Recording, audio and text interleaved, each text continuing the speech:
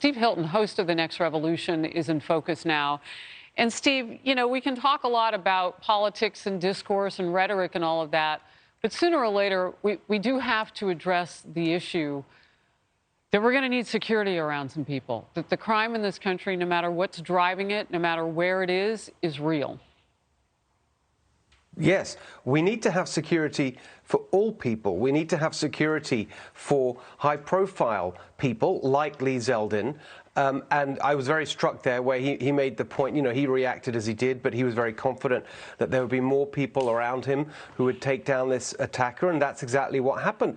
But I'm thinking about all the people who aren't at a press conference with media and lots of supporters all around every single day on the streets of New York, especially New York City, but around the state, who are suffering these kinds of attacks all the time. Sometimes we see it on CCTV, other times we just read about it because there's so much of it that you can't even keep up with it.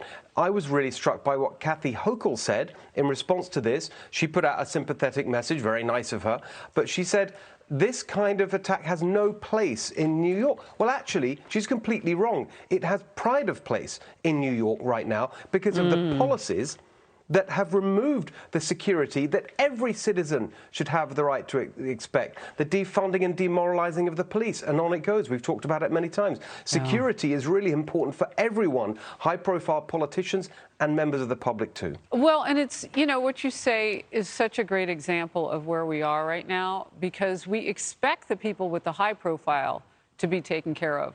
But if even they are not, where does that leave everybody else? Yes. Right. That's exactly right.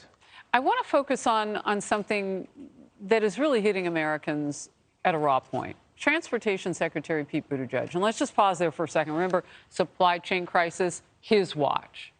And then he wanted to say some things about the baby formula crisis. If it was his watch, he handled that poorly, too. Transportation. So, you know, gas prices hit him, too. He's now patting himself on the back over the recent dip in the gas prices, taking credit now. Yesterday, he tweeted, "Good morning, gas prices are going down." Well, gas prices have dropped 60 cents since peaking at the nation's highest ever, more than $5 in June. Prices remain stubbornly $2 higher than what they were when Biden took office in January of last year. So not Putin's war is causing this. Buttigieg likes the dip now. But weeks ago, the painful prices seemed to have a silver lining.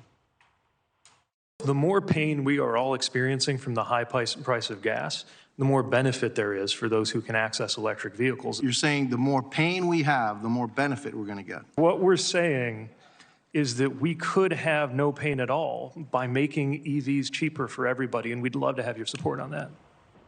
Now, is he going to sign the checks, the subsidies, to help Americans buy those $65,000, $70,000 electric cars? Is that coming from Pete's pocket, his territory there?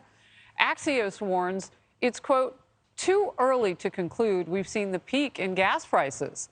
Former Obama Treasury Secretary Larry Summers says the administration isn't focused.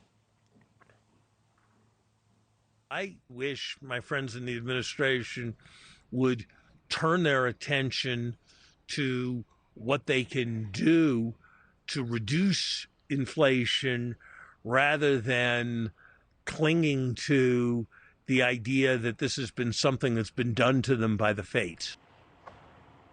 Steve, what's your response when you hear that? So it's just so comical. Their energy policy, amongst many candidates in terms of their policy agenda, is easily the most incoherent and self-sabotaging and destructive amongst many. And just to take one small part of this, right? They talk about electric vehicles. The way there's Pete Buttigieg, Jennifer Granholm, the administration, the way they talk about electric vehicles, it's as if once you buy it, that's it. It's all free after that. Do they realize that they actually run on electricity? That's why they're called electric vehicles. You have to plug it in. Apart from the fact that the electricity that is going into the vehicles mostly is coming from fossil fuels these days because we can't rely on sunshine and windmills to power our our grid, the electricity isn't exactly free.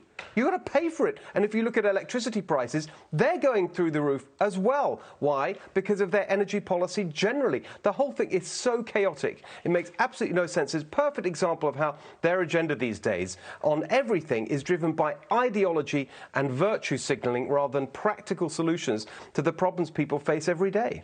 You know what? You will be invited to 0 Democratic holiday parties this year. Absolutely. Not that that's going to break your heart. But what you just said was so true. Electricity right now, because we don't have the infrastructure to pull it from other areas, windmills, so on and so forth, is coming from fossil fuel production. Exactly. And where you are in California, I don't know if that's still happening, but you guys were forecast to have not just brownouts, but blackouts this summer because of all the heat. Like your grid is under extreme pressure right now. You need electricity to run those cars.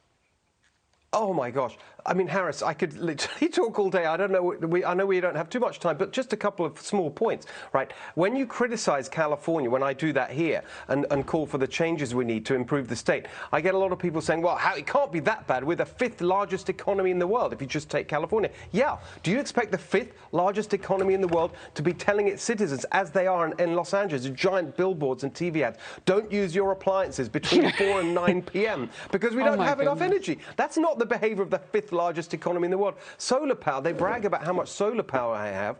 Because you can't store it, you have too much in the day, can't use it at night. Do you know what's happening now in California? We are literally paying neighboring states to take the surplus energy from the solar panel while they're closing down the fossil fuel industries that we have the reserves of that could be powering the state. It is complete madness. So, I giggled there, and I'm not laughing at the fact that people are being told that they can't use their toasters and their microwaves. I'm laughing at the fact that they have to make a choice there. And you're asking them from an administration to buy a car that's going to suck more energy, and they already can't even cook. Exactly. Right, more. I mean, just think about that. We can't run the current set of appliances, turn off your air conditioning, but now they want to sort of plug in an electric car on top of that. What's that going to do? It is such a mess. I mean, you can laugh, but it's very serious because, of course, energy is the driving force of a successful economy. And they are totally sabotaging it in the name of their far-left extremist climate zealotry. Wow. Senator Thune told me this week that the president needs to declare an energy emergency. And it sounds like you've given him a lot of examples of exactly why. Steve Hilton, thank you for being in focus today. Always great to have you. Hi, everyone. I'm Brian Kilmeade. I want you to do me a favor. I want you to click to subscribe to the Fox News YouTube page. This is the only way that I know for sure that you're not going to miss any great commentary, any great news bites, any great interviews coming your way on Fox. You can get it all here on YouTube. So subscribe right now.